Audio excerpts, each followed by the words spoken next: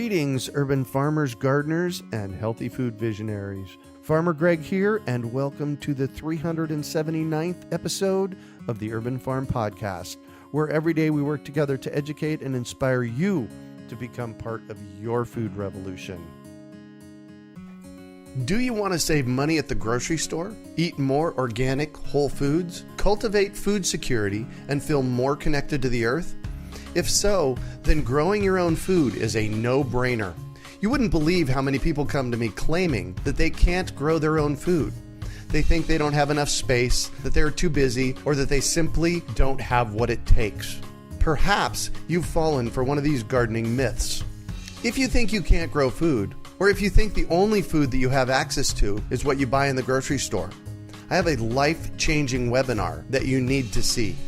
It's free and will help you unearth your inner gardener. I've helped thousands of people just like you learn to grow their own food, and I'm speaking from my own experience when I say that with the right knowledge in place, there is no such thing as a black thumb. With this webinar, you can begin making your garden dreams come true and start growing delicious, nutritious food for your family. Just text GARDEN to 44222 or go to iwanttogarden.com and you will receive our free webinar about the 7 key factors you need to know to grow your own food. Remember, that's GARDEN to 44222 or iwanttogarden.com. Today on our podcast, we have someone who can help with creating a healthy soil mix. We are talking with returning guest Emily Rockey about building healthy soil. Emily is currently the Director of Sales and Marketing for Tank's Green Stuff in Tucson, which specializes in green landscape debris recycling, construction debris recycling, and more. She brings her passion for both plants and recycling to the company's composting operation, where they convert landscape debris into organic compost, which is then made available for gardens and green spaces. Tanks offers an entire line of organic garden and landscape materials which are good for people, plants, and planet, and are available under the name of Tank's Green Stuff. Tanks has also begun offering a new planting mix called Farmer Greg's Planting Mix, specially designed for planting in the desert Southwest. Welcome back to the show today, Emily. Are you ready to rock healthy soil? Absolutely. Excellent. So today we're going to talk about creating healthy soil. And I've talked many times in the past that there's 5 components of healthy soil. That's the organic matter, the air, space, the water, the actual dirt, and all the life that's in the soil. But I want to break that down a little bit more today. So let's start with the organic matter. What makes up good organic matter for your garden? Absolutely. Soil is my favorite subject. So thank you so much for letting us talk more about it. Oh, yes. And what everybody needs to know out there is that Emily's nickname is the Dirt Girl. Yes, and I currently have dirt under my nails, so Nice. I embrace it. There you go. So the organic matter is a really important part of the soil. And what is organic matter? I guess first we could also mention that organic, we use that term often in the grocery store and referring to our produce. That maybe, refers to how the methods of how that plant material was grown, right? But when we talk about organic matter in the soil, it talks about carbon-based compounds. And that would be the mulches and the composts and the worm castings and the bat guano or, the manures or the green manures that we use in our soil. So that's what the organic matter refers to when we're talking about soil. Define green manure. Green manure, that would be a plant material that's intentionally grown to just be broken down in the soil. Like you may plant alfalfa, a nitrogen-fixing plant that could be grown simply to return nitrogen to the soil. And they would maybe till it in or maybe just mow it or maybe just,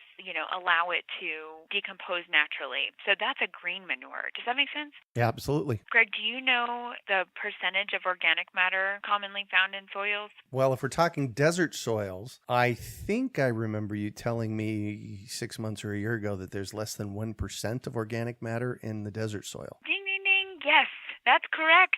It's very low here, but in other parts of the country, in the world, most soils are somewhere between 2 and 10% organic matter. Wow. Here in the desert, it's quite small, and the biggest factor is our water. The water that we have here is a lot less than other parts of the nation and the world. We really need to make sure we're adding the appropriate organic matter to our soil if we're trying to grow plants that are non-native. So obviously at Tank's Green Stuff, we specialize in making certified organic compost and really beautiful organic mulches and organic fertilizers that can feed and provide organic matter. And Farmer Greg's Mix was designed to have that right balance of organic matter with the other components as well. Well, and that was the big challenge that we kept having here, in the desert, is that I couldn't come up with an appropriate planting mix for the desert because so many of them are brought in from elsewhere. So it's real important from a regional perspective to make sure that you have the right stuff. So that's why we made Farmer Greg's planting mix, right? Yeah, and I couldn't agree more with you about using local materials that are appropriate for the region. Although we wish to reach out to people far and wide, I acknowledge that there's going to be real different needs for someone in the Pacific Northwest or the Midwest or the Northeast than us here in the Southwest. Right. Yeah, exactly. So when we looked at creating my planting mix, Farmer Greg's planting mix, what different components did you add to it and why? That's a great question. So we were thinking about wanting to feed these wonderful fruit trees. We were thinking about wanting to deliver appropriate water to them and making sure that water was available when they needed it. We wanted to make sure that there was ample air and drainage because the roots need to respire too. The root zone needs air exchange just as much as it needs water. And then also we wanted to have the appropriate cation exchange capacity, or basically the soil's ability to hold and release nutrients. So we have some ingredient in there that helps to do that. If you'd like, I can tell you about each of the components in the Farmer Greg's Mix. Let's talk about that and why they're there. Okay. So first of all, the Tank's Green Stuff organic compost provides all the great stuff that compost gives us, which is the nutrition. It's decomposed, recycled organic material. And I can tell you a little bit about what goes into our compost really quickly. It's green leafy material. That's all recycling those nutrients. The organic dairy manure from Shamrock Farms is a local Arizona dairy, so we get the organic side. Beneficial microbes, which we add and inoculate our compost with so that it's very much a living compost, and organic elemental sulfur. Sulfur is used to help buffer the pH. Here in Arizona, we have high pH soils, so we're trying to balance and buffer that pH. Compost itself also has a buffering capacity, but just to help to further buffer that pH and bring it to a really nice range. So that's what the compost does. So it introduces the nutrients, the microbes, and compost, as you know, has wonderful water holding ability. Good compost does. So it definitely plays a big role. And it introduces the organic matter, which we were just talking about. Compost is a really good source of organic matter for the soil. The next ingredient that we put into the Farmer Greg's Mix is a decomposed pine bark. Now, this is kind of a local material that came from a pine paper mill where they were stripping the pine bark off, and it was allowed to compost for 40 years. So this ingredient introduces aeration and bulk fluffiness, if I may, to this mix. And it could be another material. It could be another soil amendment. There's lots of different options when you're building a soil. Just like when you're in your kitchen, you can grab all different things to add a flavor or whatnot. For the aeration component of the Farmer Greg's Mix, the composted pine does that because it has a nice aerating ability. It also is a compost, so it adds some nitrogen, and it's an organic material, so another organic matter source. Yeah, so it's light and fluffy, and it helps hold water. It sure does. It does that as well. And similarly, the Prococo organic coconut coir, the third ingredient, has similar ability in that it holds water and adds lightness and aeration, similar to the pine. But the cocoa coir has a longer longer lifespan. The fiber of the coconut husk, it really retains water well, and it resists decomposition. So that's why we really like it, and we use an organic coconut. The company's based here in Arizona. Mm-hmm. So it also provides wonderful cation exchange capacity. Like I mentioned, it increases the soil's ability to give and take nutrients. So it holds on to them and makes them available when necessary for the plant. Wow. So that's why we had the organic coconut coir in there. I love that stuff. It doesn't come from this continent, though. So unfortunately, that's one thing that we do ship in, right? That is true, yes. And it's kind of an alternative to a peat moss, which does not work well here in the desert Southwest. It's not a soil amendment that we recommend because it does break down rather quickly, and it also is a non-renewable resource. Right. Peat moss, peat bogs, you can find lots of information. I think we talked about it in our first podcast recording that we did together as well. Coconuts, on the other hand, are a renewable resource. It is the organic coconut that we've selected and use exclusively, so, standing by our organic practices. And it lasts a really long time. It saves a lot of water. So even though it's not a local product, we feel like it's a way better alternative than using a peat moss. Perfect. And the fourth component? And the fourth fabulous component is horticultural perlite. And that's those little white pebbles that you see frequently in a potting mix or a soil blend. And perlite is a very, very commonly used ingredient for aeration and drainage and porosity. It just basically creates a little air pocket. It allows water to drain through as well. Right. It's just 10% of the Farmer Greg's mix. It does over time have a tendency when crushed that it will degrade a little bit. So it's only 10% of the mix. We have balance in there with the coconut fiber and the different composted materials. So the perlite is just there to add a little bit of aeration and drainage and make sure those roots are nice and healthy and can breathe.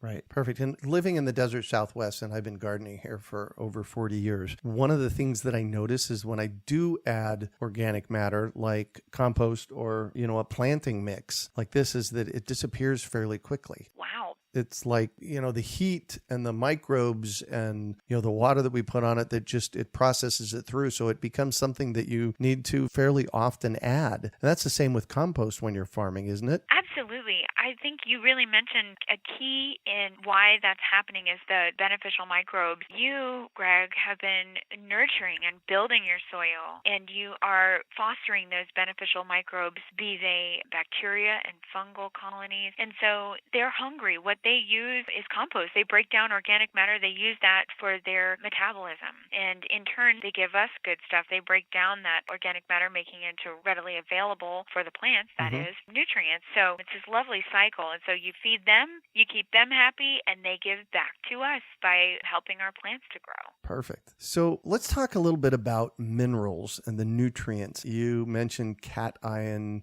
capacity as a little bit of a nerdy science term, but let's kind of dig into that a little bit. Sure. Yeah, well, most of us know that, plants cannot grow just on water and air. They've got to have the minerals and the nutrients, the micronutrients. There's 12 essential nutrients and then a lot of other micros and things that are essential to growth. So the organic matter provides a great source of those nutrients. To dig into the cation exchange capacity and the soil's ability to hold on to those nutrients and to release them and make them available to the plants and to the microbes, clay is an important element of the soil's texture. The sand, silt, and clay. Clay has a very high cation exchange capacity. Yeah, it is just a fancy word, but you know what? I actually think of it as kind of like a docking station, for nutrients to plug in and pop out and be available. So that's the way I think about clay. It has a lot of surface area, and so it is able to exchange those nutrients. For our soils in the desert Southwest, we have a lot of clay generally. Yeah. It's basically just what I call dirt is broken down rock. Yeah. Well, dirt is one component of healthy soil.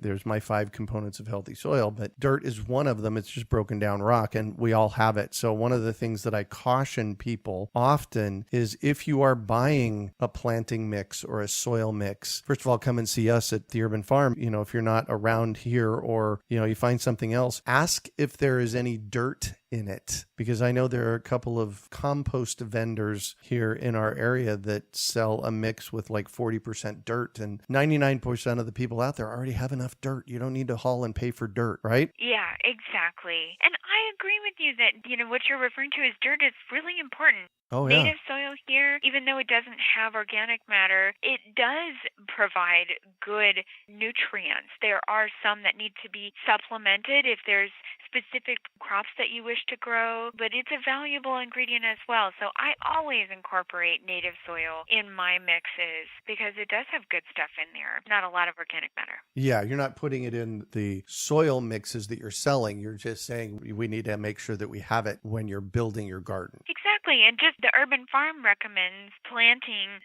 for example, the fruit trees in 40% native soil. Yep. And 60% Farmer Greg's tree planting mix.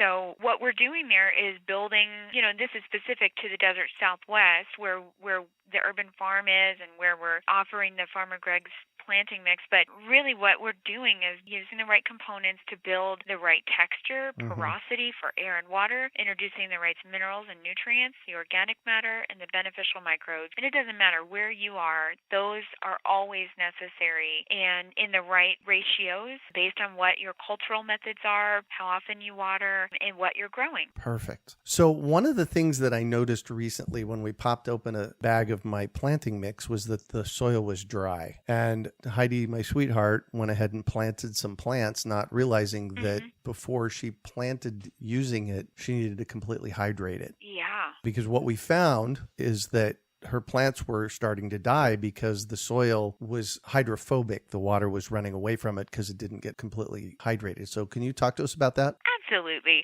If we were to put the water into the soil mix and into the bag, first of all, the bag would be very, very heavy. Oh, yes. And soppy, and it would probably start to break down even faster because the microbes would have so much moisture, and it would be just kind of icky to work with, leaking out of the bags and whatnot. So it's really important when you buy any soil, anywhere you get soil from, to make sure it's fully hydrated. And from my experience, if I am filling up a bed, especially a raised bed, but even an in-ground sunken bed, or if you're adding a mix to your existing soil or in containers, it really needs to be kind of manipulated and adding water as you go. And the easiest way that I think of this is like when you're making bread or any type of baked good and you have your flour and your wet ingredients, your water.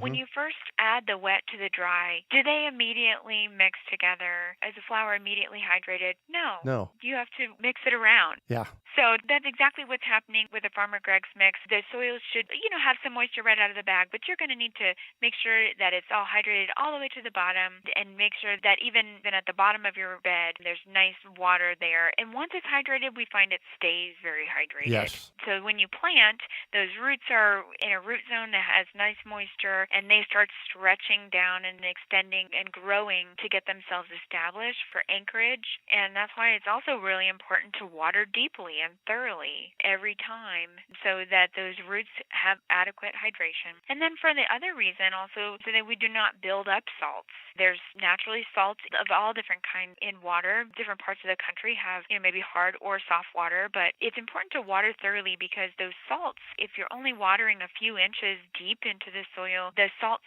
stay there. The water gets absorbed or it evaporates a little bit and the salts remain. And so if we do not water thoroughly so that it drains out the bottom of the container, drains out the bottom of the bed, then you're going to be building up those salts, and that can make, growing healthy plants difficult. Especially in the desert. Especially in the desert. Perfect. So make sure your soil is completely hydrated. And the other reason to deep water your plants here is because we want the roots to go deep to hold the tree in. Yes, for anchorage. Exactly. Yeah. Roots are for absorption and anchorage.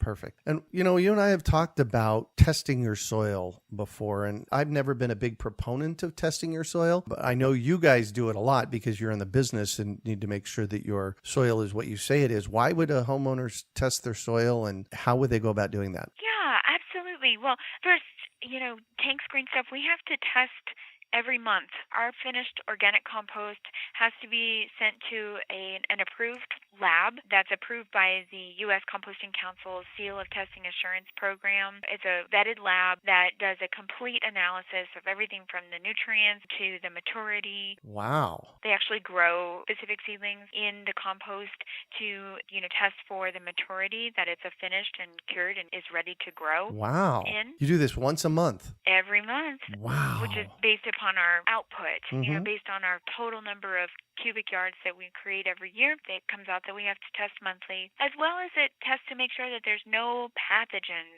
in the compost, because we do use an organic dairy manure. It's an animal manure source. It has the potential to introduce potential pathogens there, so we need to make sure that in our composting process we have killed those potential pathogens, and every test has come back with a negative that they are not present. So that means, as we know, that we're composting properly at the right temperature and breaking down any weed seeds that could potentially be in there too, and decomposing them. So why would someone want to test their soil at home, was your question. I think it pretty much takes the guesswork out of the, wondering, what am I lacking in my soil? Do I have enough available nitrogen? Or am I lacking in any of those important micronutrients? You only need a little bit of them, such as boron or copper, but without them, the plant cannot conduct its proper metabolism. It cannot grow without them. And so some people like to, send out a soil sample. You can get a test almost always for less than $100.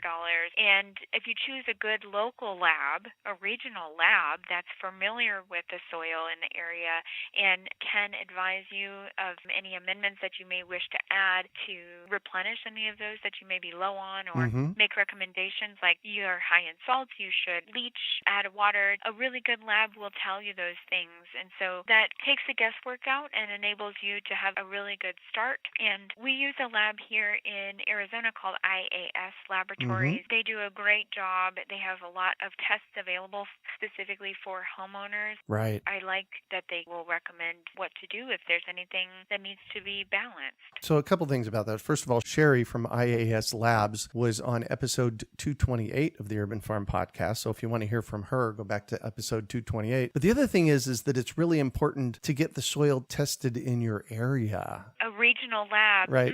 Exactly. Because if I were to send a soil sample from here in Tucson, where I am, to the Midwest, they would say, wow, your pH is 8.5. You could never grow anything in that. Add all these amendments and whatnot, because their soil is very different there, and they interpret very differently because it's just a different climate and it's a different soil. And I also think it's really important to grow things that are, acclimated or well suited for the environment. So there's specific varieties that are tried and true and have been grown in our area for many, many hundreds of years. So it's great to speak with a lab that has familiarity with the soil conditions and the environmental conditions and can really give you good advice based upon your specific results. Perfect. Your test results are going to vary greatly from mine just across town. Near a wash would provide more sandy soil typically. Where I am, I'm on volcanic rock. So it's really important to kind of get someone that's familiar with where we are. It's pretty simple. Yeah, perfect. Well, thank you so much for joining us on the show today, Emily. Thank you very much for talking about my favorite subject with me. And how can our listeners get a hold of you? Well, they can find us on our website at tanksgreenstuff.com, TANKS greenstuff.com, and I can be reached at emily@ffxsite.net. I'd love to hear any questions or comments from listeners about soil or the Farmer Greg's Mix or, the organic fertilizer. They can also find the organic fertilizer, by the way, on Amazon now. So we're very excited to be able to send that far and wide. Perfect. You can also find show notes from today's podcast at urbanfarm.org/tanks, TANKS. And if you'd like to hear more from Emily, you can find her on our 286th podcast episode at urbanfarm.org/tanksgreenstuff. We are your urban farming resource. You can find our podcast on iTunes, Google Play, Stitcher, iHeartRadio, and so much more. Also visit urbanfarm.org to find podcasts, articles, webinars, courses, and everything else we're doing. Well, that's it for today. Thanks for joining us on the Urban Farm Podcast. Claiming your inner urban farmer is easy. Grow food, share it, and name your farm. Then let the world know you're an urban farmer while supporting our podcast. Pick up your Urban Farmer bling, hats, and t-shirts at I'mAnUrbanFarmer.com. We hope you enjoyed today's episode of the Urban Farm Podcast. Remember to listen for tips, advice, and resources to help you on your journey with urban farming. You can find us on the web at urbanfarm.org or send us an email to podcast@urbanfarm.org. In the words of Vincent van Gogh, great things are done by a series of small things brought together. Be encouraged that with each lesson learned and skill developed, you are one step closer in the direction of your dreams.